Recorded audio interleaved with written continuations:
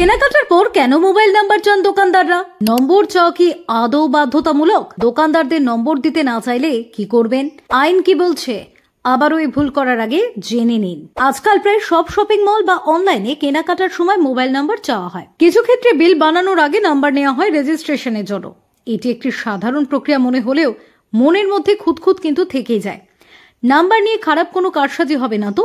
যদিও বিক্রেতা সংস্থা বা দোকানদারগুলির বক্তব্য, গ্রাহকদের নম্বর নিয়ে রাখা হয় ভবিষ্যতে কোনো অফার, ডিসকাউন্ট, প্রচারমূলক সংবাদ বা সুযোগ সুবিধার বিষয়ে তাদেরকে জানানো সহজ করার খাতিরে। তবে এই প্রক্রিয়ায় গোপন বা জরুরি তথ্য ভুল হাতে পড়ে যাওয়ায় টাকা পয়সা চোট হয়ে যাওয়া, এমনকি ফোনে প্রচারমূলক কলের সংখ্যা বেড়ে যাওয়ার মতো ঝুঁকি থাকতে পারে। কিন্তু তা সত্ত্বেও দোকানদাররা ব্যক্তিগত নাম্বার চাইলে তা দিতেই হয়। আচ্ছা, কখনো ভেবে দেখেছেন এভাবে নম্বর চাওয়া আদৌ সঠিক কিনা? ভারতে ভোক্তা অধিকার রক্ষার বেশ কিছু আইন ও নিয়ম চালু রয়েছে, যা বেশিরভাগ জনগণই জানেন না।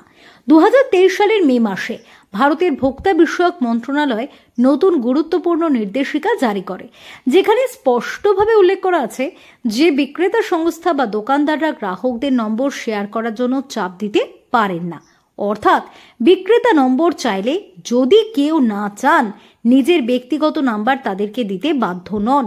এমনকি কোনো বিক্রেতা বা দোকানদার যদি গ্রাহকের কাছ থেকে নাম্বার নেওয়ার জন্য অতিরিক্ত চাপ সৃষ্টি করে, তাহলে 10,000 টাকা পর্যন্ত জরিমানা লাগু হতে পারে ওই দোকানদারের ওপর। বিক্রেতা নাম্বার দেওয়ার জন্য চাপ দিলে কি করবেন? কেনাকাটা করার সময় কোনো দোকানদার অযাচিত চাপ সৃষ্টি করলে তা বিনয়ের সঙ্গে প্রত্যাখ্যান করতে পারেন যে কেউ।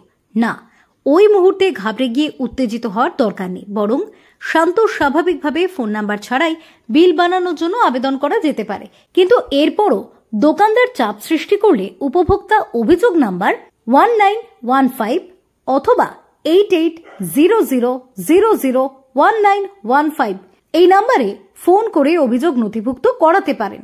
ভোক্তা বিষয়ক মন্ত্রণালয়ের নির্দেশিকা এবং ভোক্তা কমিশনের নিয়মগুলি প্রমাণ করে যে গ্রাহকের ব্যক্তিগত অধিকার রক্ষায় সরকারও প্রতিশ্রুতিবদ্ধ। তবে তার জন্য এগিয়ে আসতে হবে দেশবাসীকে। নিজের অধিকার বিষয়ে সচেতন থাকতে হবে গ্রাহকদের। আসলে আজকের ডিজিটাল যুগে ব্যক্তিগত অস্তিত্বের প্রমাণপত্রগুলি ডিজিটাল হতে শুরু করেছে।